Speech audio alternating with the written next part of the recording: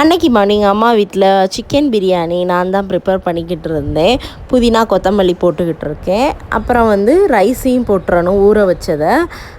கொஞ்சம் நேரம் நல்லா வதக்கிட்டு 2 கிளாஸ் வாட்டர் அதுக்கு அப்படியே ஊற்றிட்டு அது கொஞ்சம் கொதிச்சோனியும் சால்ட்டும் போட்டுட்டேன். அப்புறம் 2 விசில் விட்டு இறக்கிடலாம்.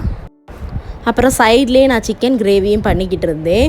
சோம்பு, வெங்காயம், கருவேப்பிலை, கொத்தமல்லி இதை நல்லா வதக்கிக்கணும். அப்புறமா ஜிஞ்சர் கார்லிக் பேஸ்ட்டு போட்டு நல்லா வதங்கின பிறகு அப்புறமா தக்காளி போட்டுறணும்.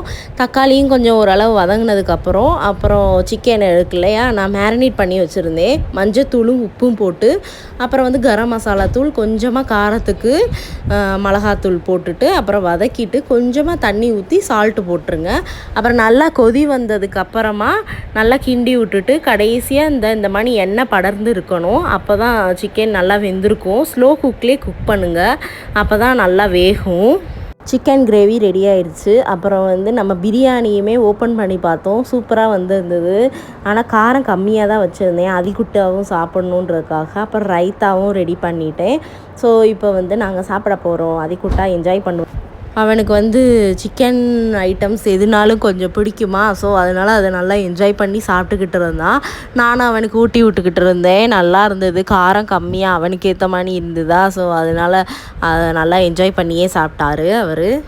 அப்புறம் நான் தோட்டத்துக்குள்ளே வந்தேன். ஆக்சுவலாக இந்த கருவேப்பிலை செடிக்கு பின்னாடி ஒரு ஸ்டோரி இருக்குது, அது அப்புறம் சொல்கிறேன். இது அத்தை வீட்டில் இருந்து தான் பறிச்சுட்டு வந்தேன். வெத்தலை கொடி நல்லா வளர்ந்துருச்சு, நல்லா மேலே ஏற்றி விட்டாச்சு கொடியை. இந்த கருவேப்பிலை கண்டு பார்த்திங்கன்னா காக்காவோட எச்சத்துலேருந்து வந்தது. ஆனால் தம்பி குட்டியாக இருக்கும்போது வந்தது. ஆனால் அது பெருசாகவே ஆகலை. ஏன்னா இவ்வளோ பெரிய மரம் அரைச்சிருக்கனால சன்லைட் பெருசாக அதுக்கு கிடைக்கல. அப்புறம் இது காளான்னு நல்லா இருந்தது. அதனால் அதை எடுத்து விளையாண்டுக்கிட்டு இருந்தேன் நான். அதை பிச்சு போட்டுட்டேன். ஆனால் அது பெருசாக அது சாப்பிட்ற மாதிரி காளான்லாம் கிடையாது, சும்மா டிசைனாக இருந்த மாதிரி இருந்தது, குட்டியோண்டா க்யூட்டாக. அதை எடுத்து நான் விளையாண்டுக்கிட்டு இருந்தேன். அதிகுட்டாவுக்கும் காமிச்சிக்கிட்டு இருந்தேன், இதாண்டா காளான்னு.